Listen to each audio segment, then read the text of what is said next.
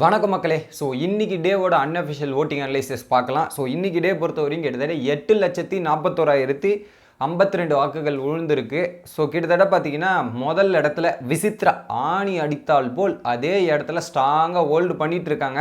But இதுக்கப்புறம் கொஞ்சம் risk தான் விசித்ராவோட இதுக்கு அப்படின்றது கிளியராக தெரியுது. 22.44%, 1,88,696 வாக்குகள். ஸோ முதல் இடத்துல 1,80,000 வாக்குகள் இருக்குது. பட் போன வாரம் கம்பேர் பண்ணும்போது இந்த வாரம் விசித்ராவோட வாக்குகள் படும் சரிவில் தான் உள்ளது அப்படின்றது தான் பாயிண்ட்டு.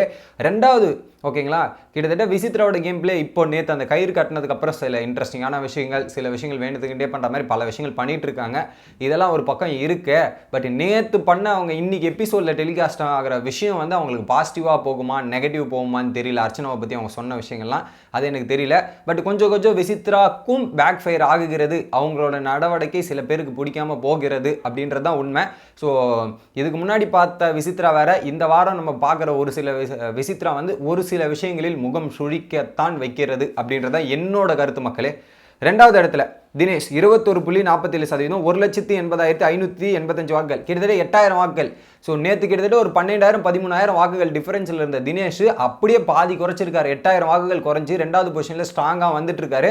ஸோ போகிற போக்க பார்த்தா இன்னைக்கு விசித்ராவை கீழே வீழ்த்தி முன்னாடி பொசிஷனுக்கு போயிடுவாருன்னு நினைக்கிறேன். ஏன்னா கண்டினியூஸாக ஓட்டு இன்க்ரீஸ் ஆகிட்டே இருக்குது தினேஷுக்கு. விசித்ராக்கு இறங்குது, தினேஷுக்கு ஏறுது. இது ஒரு மிகப்பெரிய ஒரு பாசிட்டிவாக தினேஷுக்கு இருக்கும்.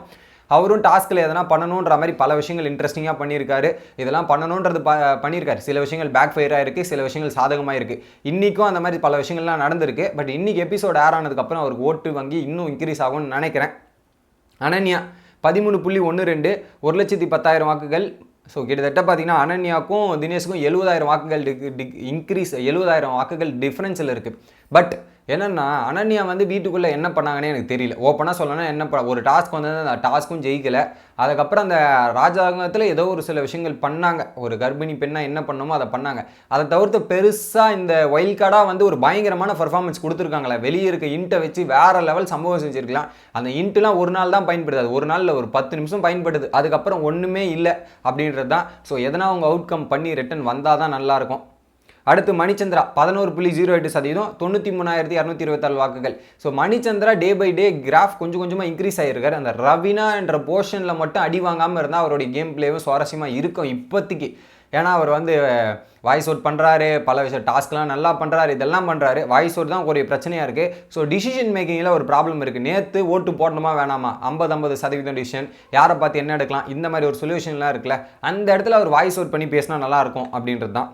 அடுத்தது கூல் சுரேஷ் 10.69%, 89,000 வாக்குகள், கிட்டத்தட்ட 4,000 வாக்குகள் டிஃபரன்ஸ் இருக்குது.